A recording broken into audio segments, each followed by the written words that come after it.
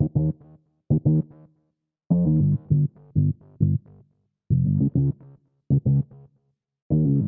hello. You're listening to For the Girls, Gays, and Theys, the podcast where two friends process their emotions concerning pop culture of note to the acronymed community. From film to television, music, and more, we're here to tell you what caught our queer eyes this year. I'm Colt, he, him. I'm Alex, they, them. Welcome to our 2022 review. Yes, let's do it. This week, we're going to run through our individual top 5 favorites list. We've both got a top 5 favorites list for TV that we're going to go back and forth on. But because I tend to keep more abreast of film and Alex tends to keep more abreast of music, we're each going to give our individual top 5 lists for those categories and then go into a back and forth discussion of television. Yes. So, to get us started, category is film. Starting with my number 5, See How They Run. Oh, yes. Oh, that was Yeah. a good film. Directed by Tom George, it's the love letter to whodunits set behind the scenes of the Mousetrap on the West End in the 1950s. I would describe it as Wes Anderson does a Knives Out mystery. Would you say that's an accurate description? I think it's very accurate. It's also if you've watched Agatha Christie movies, like TV movies especially, then this is in that same vein. I love the tone and the references to whodunits, and I think the lead duo of Saoirse Ronan and Sam Rockwell are delightful.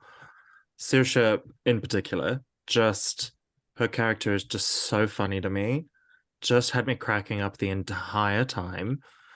It's something that I was sort of astounded that people weren't talking about when it came out, because I just watched it and I'm like, this is so much fun. But then I spoke to a couple of people and they were just like, it was fine. And I'm like, no, it's amazing. One person in particular was like, oh, I knew immediately who did it, like from like their first scene. And I'm just like, I don't think you okay. did. I don't think that's true. Even if you did, for me personally, that's not necessarily the point of a whodunit for me. I like the unfolding of an investigation. If I figure out who does it before it's revealed, then great. But if not, it's not the goal for me. Yeah, I like the twists and the turns, and I think I rewatch Agatha Christie a lot, and I reread the books because obviously at that stage I still know who's done it. I haven't forgotten, but it's nice to see the journey. I've watched this film twice. Once in the theater, once when it came out on Disney Plus, and I enjoyed it just as much the second time around, knowing exactly who did it. It doesn't personally affect my enjoyment, but yeah. Anyway, moving on to my number 4. Also, you could argue is also a whodunit, but not really, which is The Batman.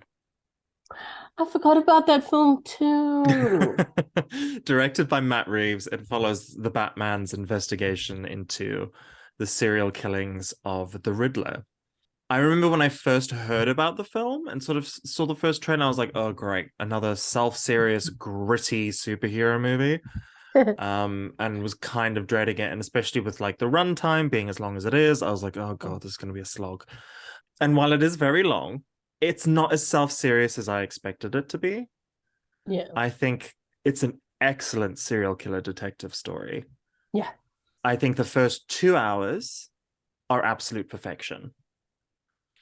And then for me, the last hour is an exercise in diminishing returns. It lost its way a little bit. It did a bit. It went out. Like it was a little bit what I really enjoyed about it, where I think it was strongest, which they might build on, I hope at least, is how it felt like if you've ever played Arkham Asylum, when you're in detective mode, it felt 1,000% like Arkham Asylum when you're in detective mode. And I think the best thing we can see is that Bruce Wayne is mentally unstable.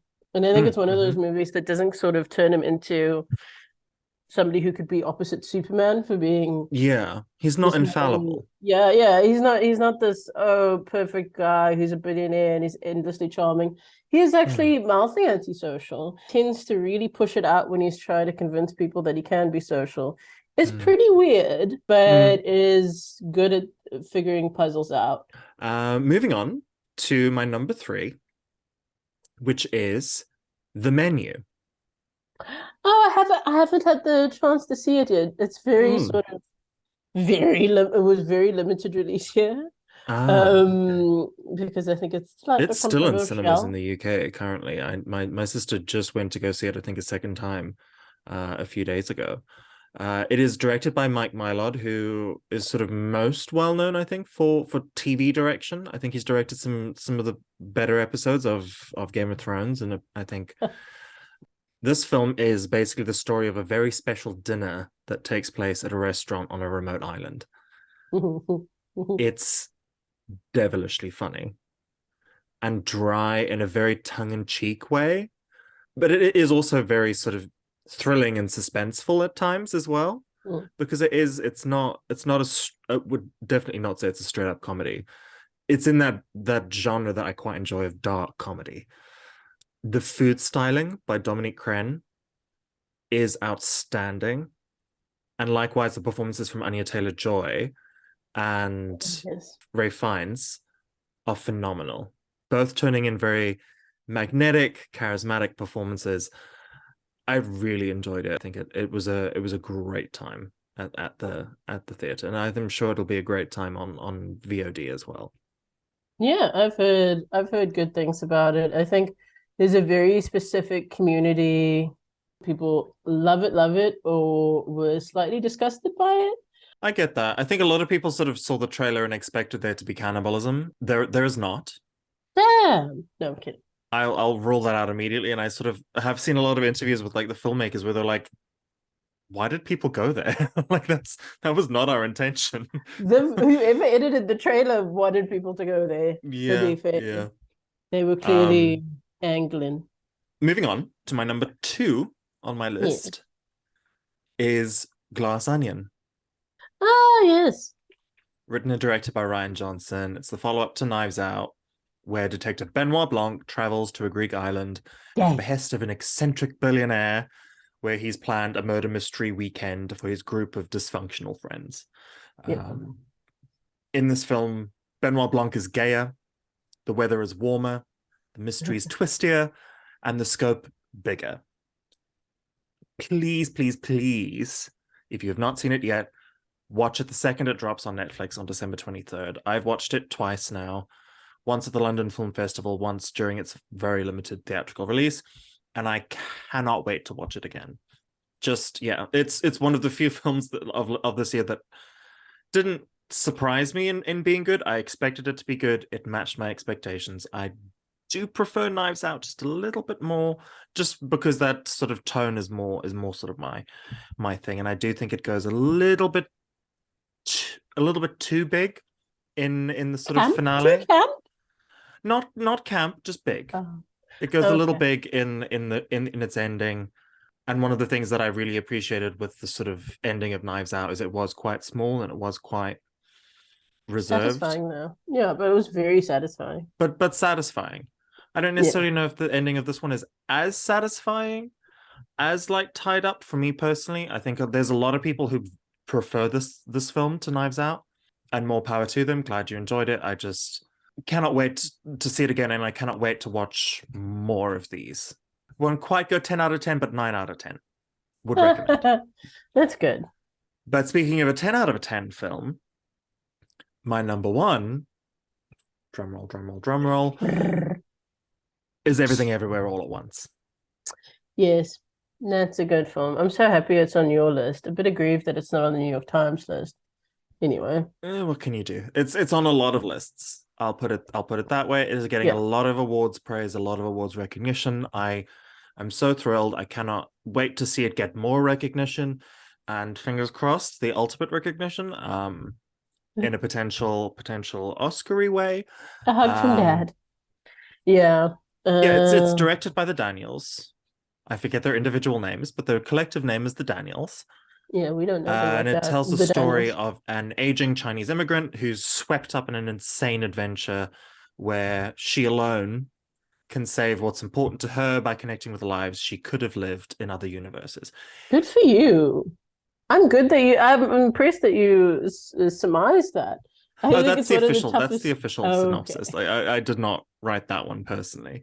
Shout out to that copywriter because it is one of the trickiest films to describe. Yeah, I would say it's a film about family and connection and kindness that is also batshit bonkers. Yes. I laughed, I cried, I laughed while I cried. No notes. I have no notes. I think it is hands down my favorite film of the year, and I think it has my sort of top moment, my highlight moment of like cinematic experience for the year in terms of being in a cinema, which was that's not particularly a spoiler necessarily if you haven't seen it, Very tough but to spoil. the the scene with the rocks Yes, yes. where it's basically two rocks having a subtitled conversation that comes off the back of an incredibly fast-paced frenetic scene that's just really loud and really in your, and then it just goes silent. And to be in a cinema where you're surrounded by people who moments ago were like laughing and crying and just feeling like a buzz around you, and then it goes to that scene and it just goes silent, and you can just feel the weight of it in a cinema when you're surrounded by people and it just goes silent like that. It just, you feel the weight, and it is one of, it's been said, but it's one of the most like emotionally affecting scenes, and you don't expect a scene that it's essentially two rocks that don't Yes. move having a subtitled conversation to hit as hard as it does, but it does. And there's Yeah. several other moments. I think there's sort of iconic lines to sort of come out of the sort of resolution of that. Like, in another life, I would be happy just doing laundry and taxes with you, has become an iconic line. And yeah, just every time I've seen it, I bawl my little eyes out. Every time I've seen, like, I watch a lot of people reacting to films where they sort of watch through the film and give commentary. Every time I even do that, I cry. I don't even need like the full context of the film. You can play me certain scenes from this film and I'll start crying. It affected me that deeply. And yeah, I absolutely love, as I've said, that it's getting recognition for awards, because on paper, a film that's got like people with hot dog fingers and a fight scene that involves like beating the shit out of someone with a giant dildo Huge. is not the kind of film that you expect to get Mm. awards recognition at all, but it is, and I'm so thrilled.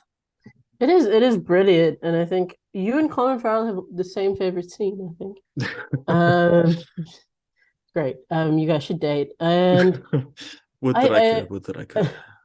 I I love the movie just because it was so creative and didn't rely on any kind of thing that's come before it to Mm, lay out what it wanted to say. What it's saying is something that I think a lot of people have said, or at least a fair amount of people have said. mhm, But to say it in that way makes it so much more interesting. I mm. think some of the internet's hot takes on it I don't necessarily enjoy. It's not a film about the IRS.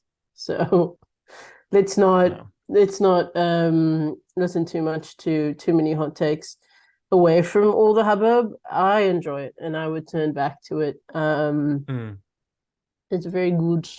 It is great. It is 10 out of 10. agreed. Yeah.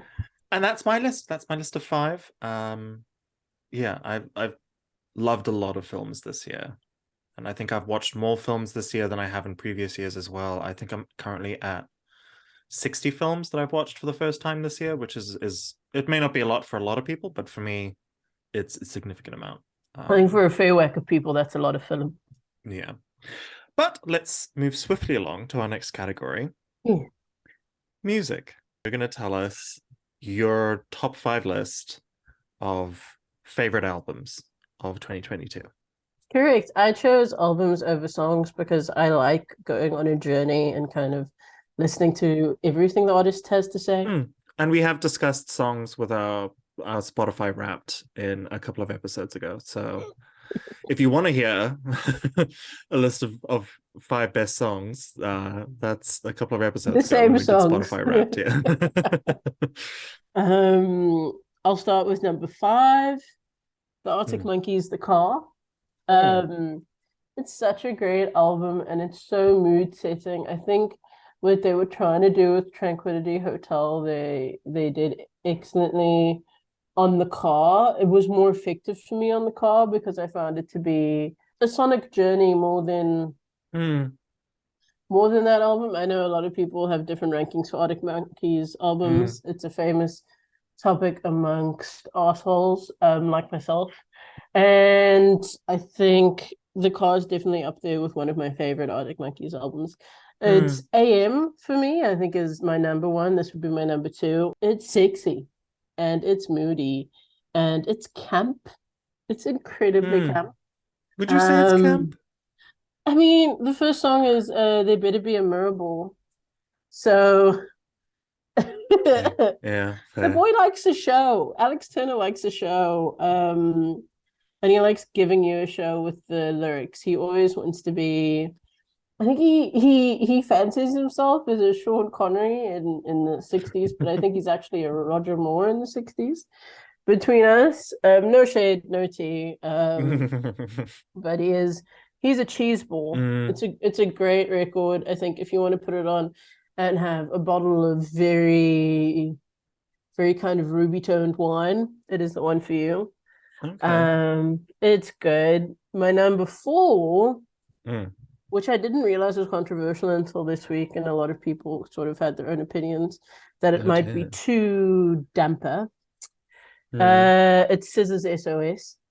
I think I've definitely heard her music, but she's not been someone who's necessarily on my radar. And as you sort of said in the last couple of weeks, I've just been seeing a lot more of it. I think because the album's come out. So she took a almost half a decade break between Mm, Control, which was her first album, and this album. mm, Control was critically acclaimed, but I think it missed out on some of the gongs at the Grammys that she was hoping for. mm, And she was notoriously a bit disappointed. I mm. think she gave a quote where she said, "Maybe I'm just not good at this," which is a lie. Oof. Yeah, that's That's not also the true. Grammys that notoriously don't have the best taste. So I feel Well, like you buy them. They're scammies. You buy them like you buy a lot of other things. mm, Anyway, but so she came up with this one, and she mm. says it's going to be her last album. Oh, Two and done two and done. is what That's yeah. bold, bold. She's going to go into acting. I mean, to be fair, have you ever been a side bitch? You can tell us. I won't tell anybody. You No. can let the pod know. Okay. Well, this is the side bitch album. Much like her last album. Mm, She a lot of people who said it's a bit too bitter for them, a bit too sour, mm, a bit too down. But you know what? As a down bitch myself, I yeah. enjoyed it. I think there's something so great about how she captures the human experience of just feeling what she feels, and it's not necessarily a very uplifting album.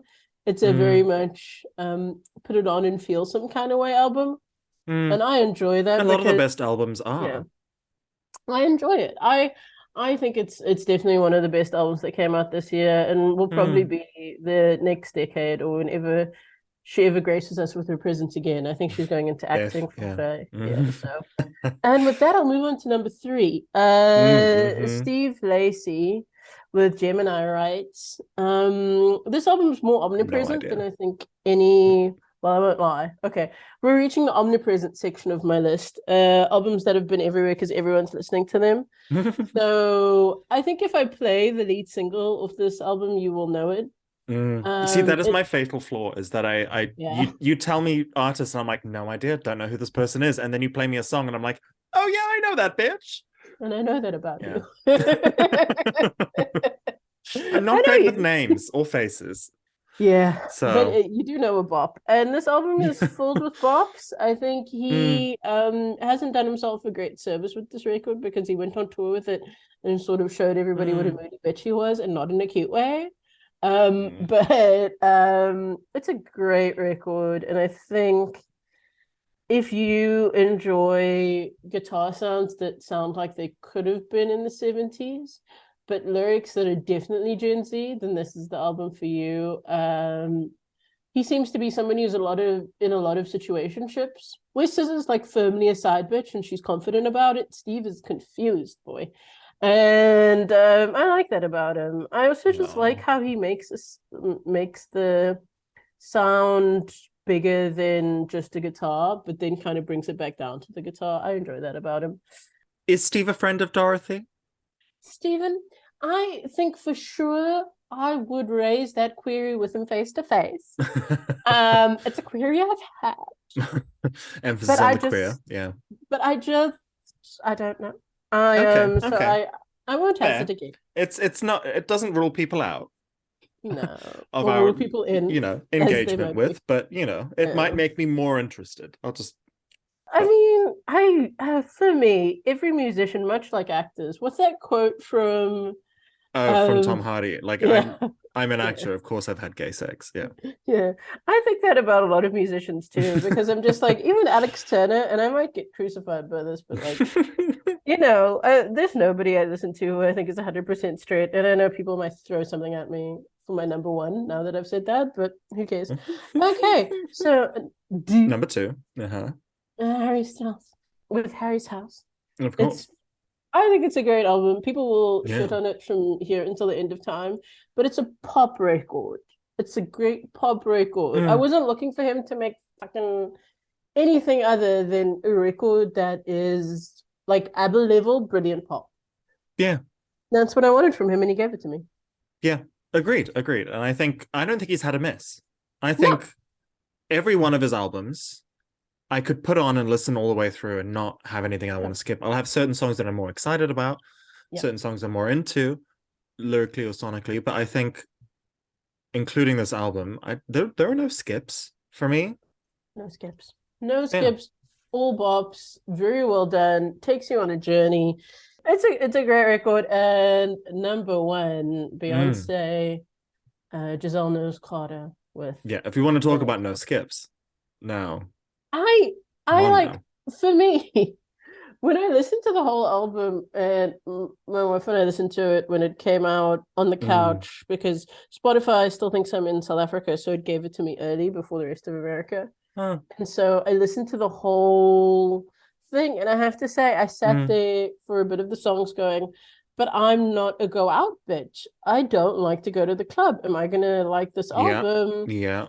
And actually sitting at your desk trying to get through your tasks for the day, trying to not lose your mind because we're in late stage capitalism. This record's for you. Mm. It's a happy record. It's a feel up record. If SZA Mm. is a low vibration record, then this is a high vibration Oh, record. fully. Um, Fully. yeah, I think And for I sure it's a it's energy. a very different sound for her. Yeah, I think it's and to come out of the gate swinging with "Break My Soul," which I think yeah, is such a different sound from anything else she's ever done before. And there's yeah, a lot of songs on the album that are a very different sound. That's very sort of very disco inspired, very club and ball gay. scene inspired. Yes, gay, gay, gay. So many queer artists featured on the album. Yeah, I personally really enjoy a lot of the sampling that's done on the album. I think yeah, some people were more mixed on that.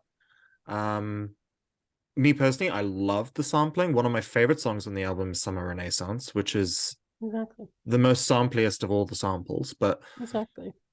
I loved it top to bottom. I was so engrossed in it throughout its release and throughout the rest of the year.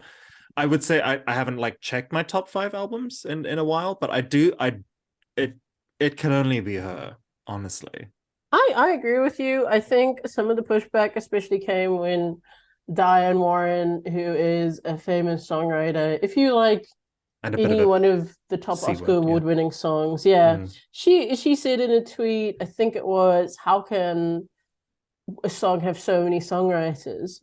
And then one of the producers on Beyonce's record said to her, well, what we're doing here isn't necessarily white music, so I don't expect you to understand it. He didn't say it so explicitly, but what he was saying was a lot of You're an black old white music, bitch, calm down, yeah.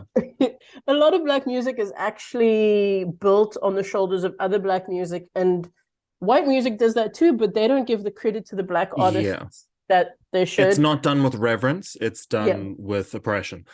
Whereas yeah, It's a, theft. a It's lot of not black appreciation, music it's is theft. Yeah. more, we're doing this with reverence Yeah. and acknowledging what's come before, and we're gonna build on that. And I think that's, yeah, very effective.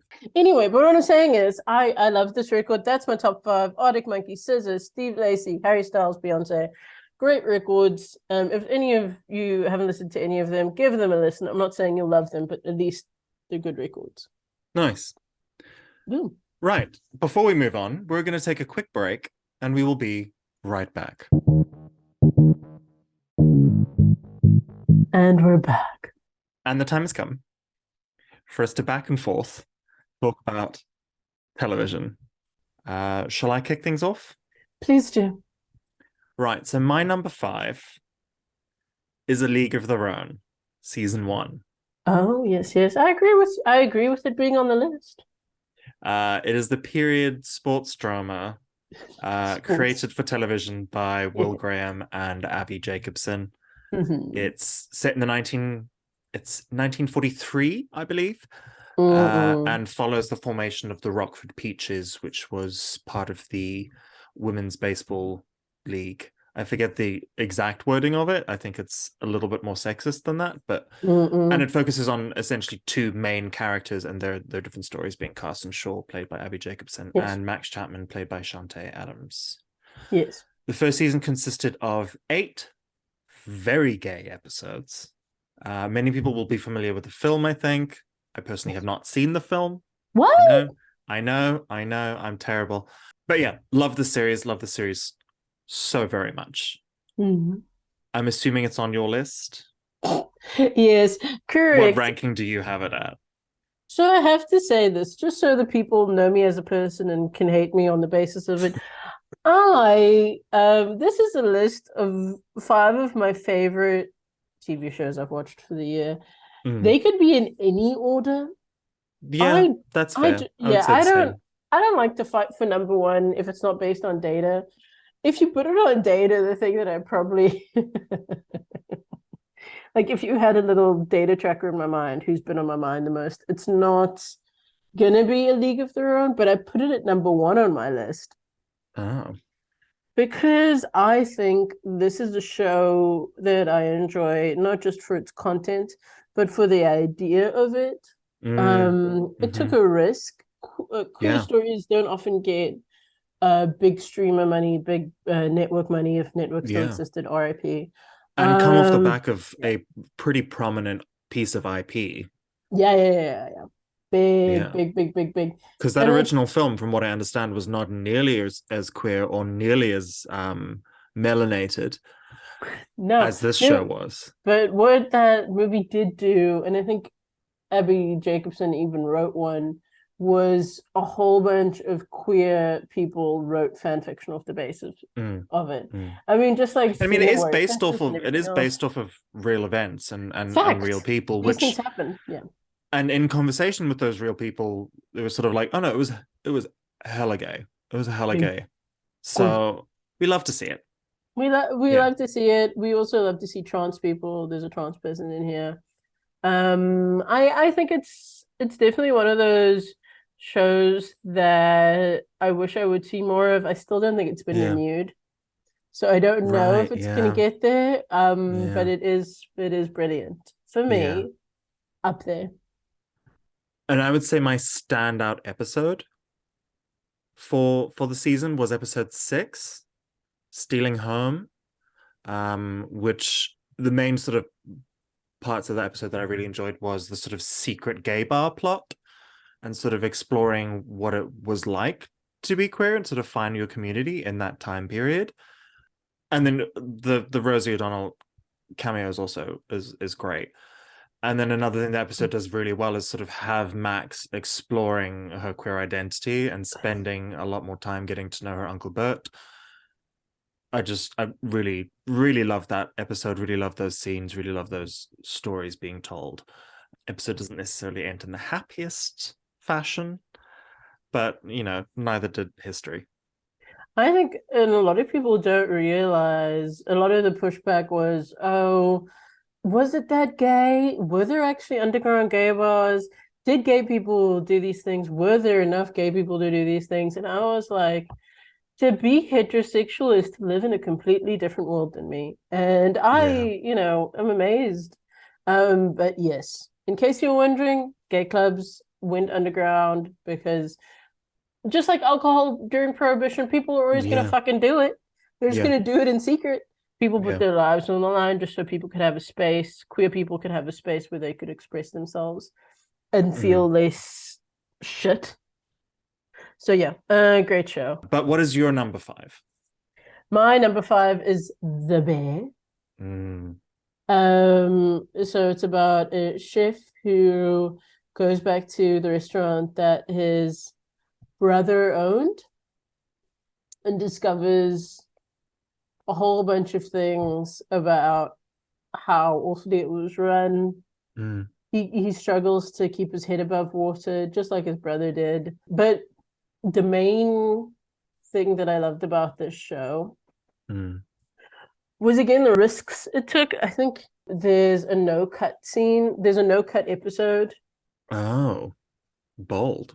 Yeah. Obviously, there are all cuts in it. It's like, Yeah. But it's a um, continuous shot it's a episode. Yeah. continuous shot episode, and the way they build the tension is really great. There's a video essay. Mm. Wow, that really takes the fun out of it, kids. But there's Oh, a please. great I video watch so essay many on it. video essays. That's how I I love consume media is through video essays, please. That no shame or judgment in that. And if there I is, get the love fuck out. I love it, and I just think what's really interesting about the show is it showed how unhealthy kitchens are.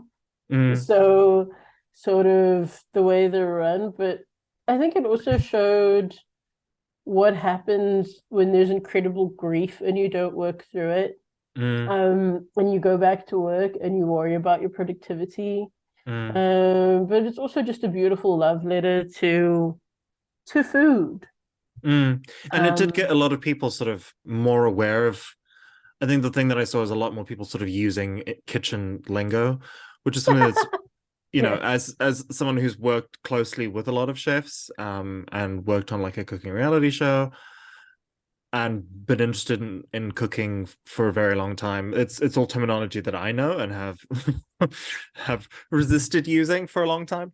But I did notice an upsurge in people sort of saying, yes, chef, behind all that stuff that, like, if you've watched any amount of chefs on TV before this, you would be aware of. I've not finished watching the show. I've watched a couple of the episodes Oh, because, of course, different release schedules in the States versus the UK. So it all dropped mm-mm. at once on Disney Plus, sort of long Don't after it watch had it all at finished once. airing.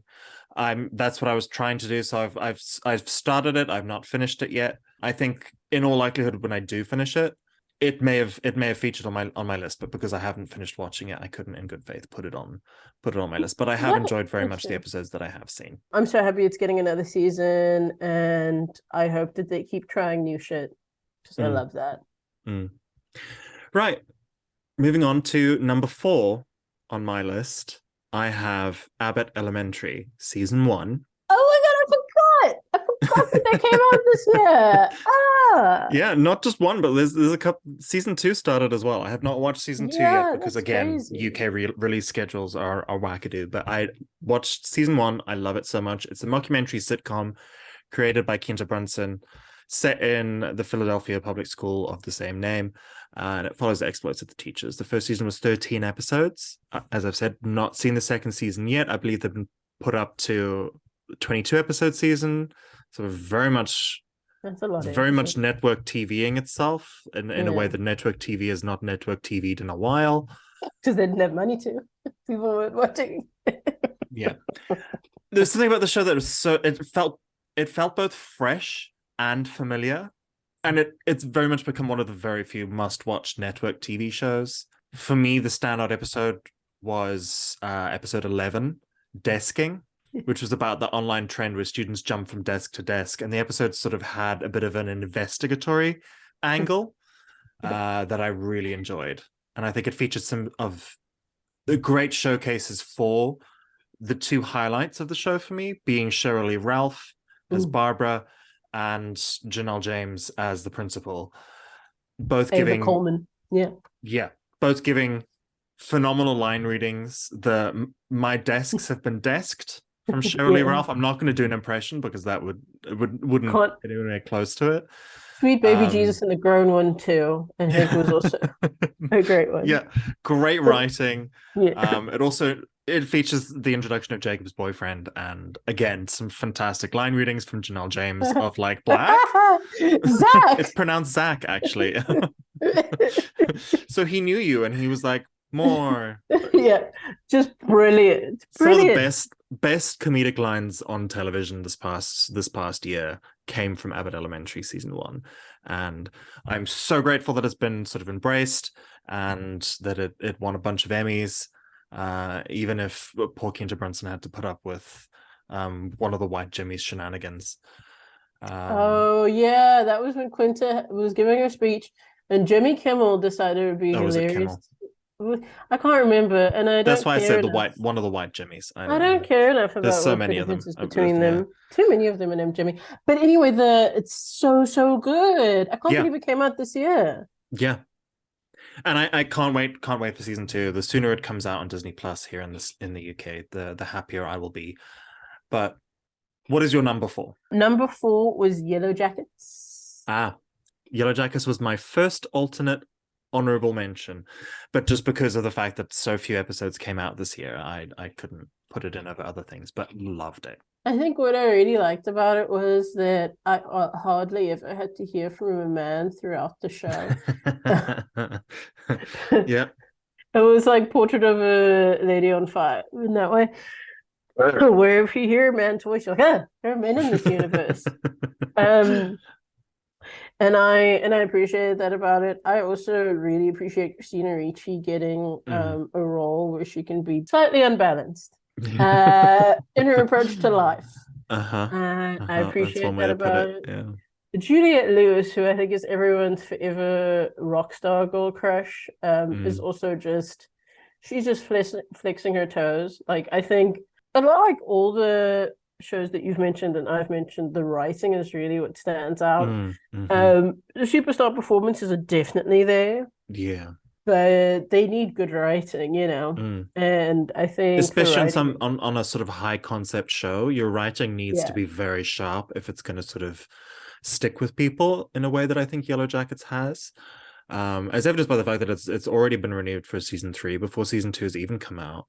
And it's not on HBO, so we don't have to worry about that. So HBO makes me sweat behind my knees. They yeah, are very there's an stressful. HBO show later on my list that I'm very concerned about. But yeah, I mean, okay. Well, I love that show. yeah, I agreed. I think it. Yeah, again, mystery, intrigue, Six. powerhouse performances from women. We love to see it. We love to see it. Stairs. Yeah, yeah. Yes. Yeah. Moving on to number 3, I have Only Murders in the Building, season 2. Also forgot about that one. Wow. I'm the way I forget about shows that are shown on Hulu, except for The Bear. Yeah, it's the murder mystery comedy series created by Steve Martin and John Hoffman. The second season had 10 episodes and features the investigation into the death of Bunny Folger that happened at the end of season 1. Spoiler alert if you haven't seen the show at all. And we follow our trio of amateur sleuths. And I think it's just wickedly funny and clever, and it does some really inventive things filmmaking wise with some of the episodes, and sort of goes outside the box a little bit sometimes. Yeah. I think my personal standout episode was episode 3, which was the last day of Bunny Folger. Loved it. I really, really loved that. I think it was so brilliantly done because when you first see Bunny get murdered, you do sort of have the Chicago soundtrack in your head. You're like, she Yeah. had it coming. Uh-huh. And then you see her day and you're like, actually, this is Yeah. just a person We get to who, unpack her yeah, in ways that we haven't before, because it is an episode with a singular focus. As the yeah, title suggests, we are spending the entire episode with the last day that Bunny was alive, and also the last, I mean, it's a double meaning. It's her last day as sort of president of the whatever it is, but also her last day alive, and it yeah, unpacks her and breaks our hearts in the process, because you go from, as you say, humming "She Had It Coming" under our breath to being like, oh, that's really sad. And That I was think her that just laughter, it, yeah. it just goes to the quality of the writing on the show that you're able to recontextualize a character like that and so effectively. I think Yeah. that's so true.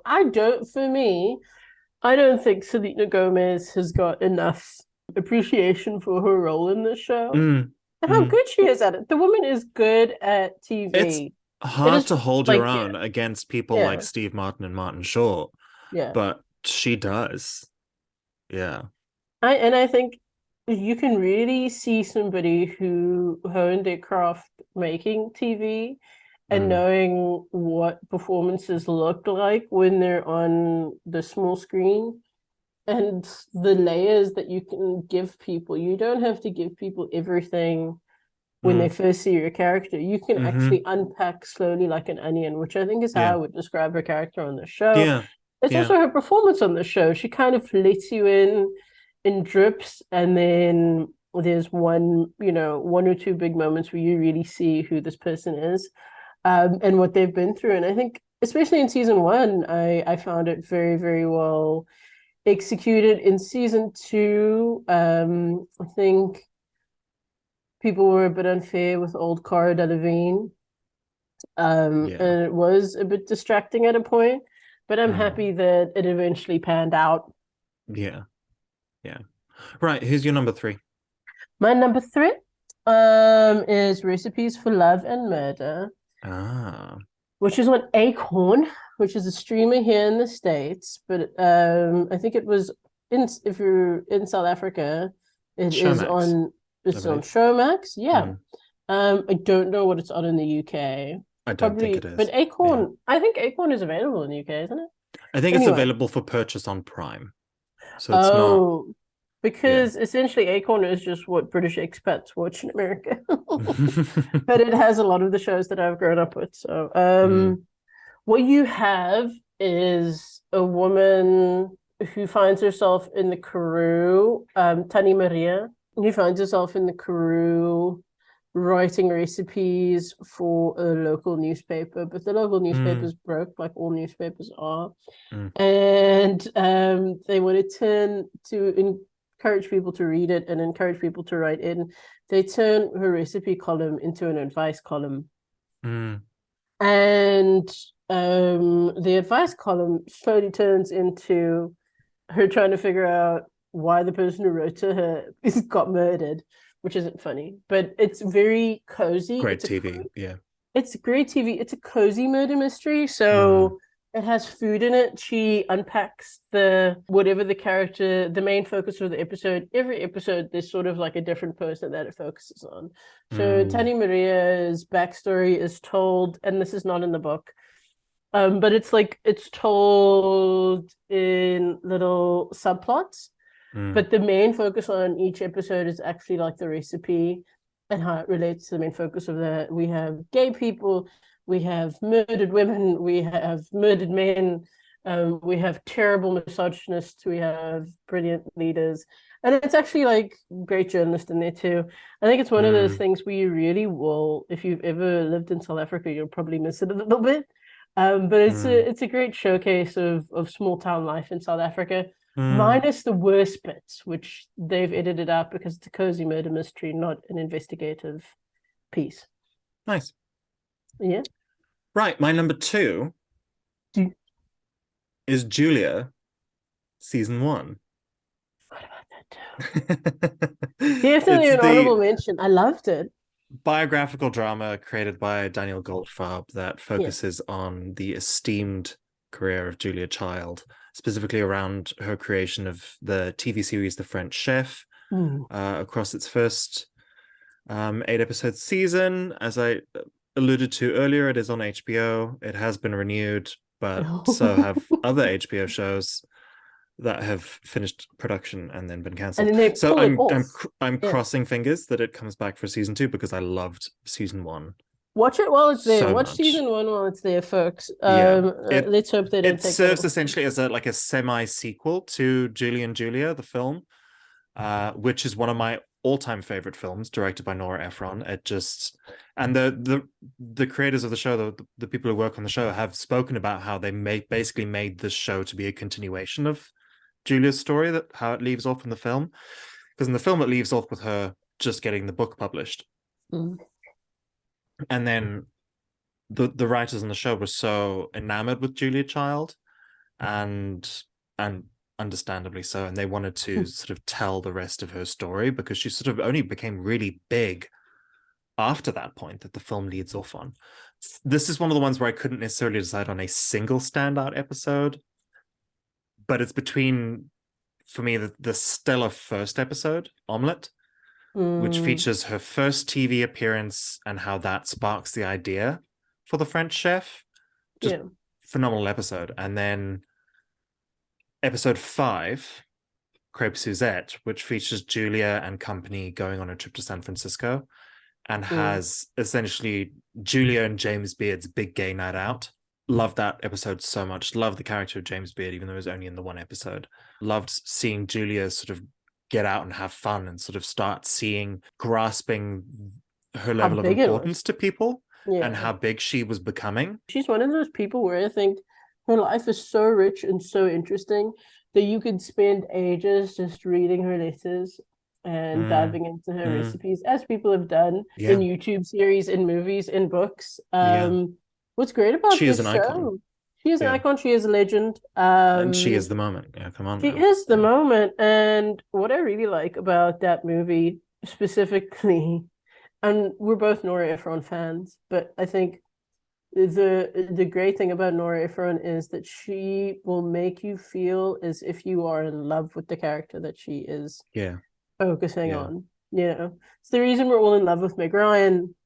It's the reason we're all in love with Tom Hanks. Okay, but moving on. What is so that was What's your your number 2? two. My number two, White Lotus, season 2. I Which is thought my number 1. you see, so I thought it was really, really great. For me, season 1 was a bit hard for me to get through. Season Yeah. 1, season 2, I ate it with a teaspoon and I loved it. Yeah. It was rich and creamy and Mm-hmm. messy and Mm, just fantastic TV. I think yeah. what I also loved was seeing people chat about it online. Yeah. Sometimes the The discourse discourse, around the it engagement with it was so positive. so positive. It That's was what, just yeah. about praising it. It was just, no one had anything really negative to say, that I saw anyway, in my little I've echo seen chamber. I've But seen hot takes, but people have ignored them wholeheartedly, and I yeah. love that. Yeah.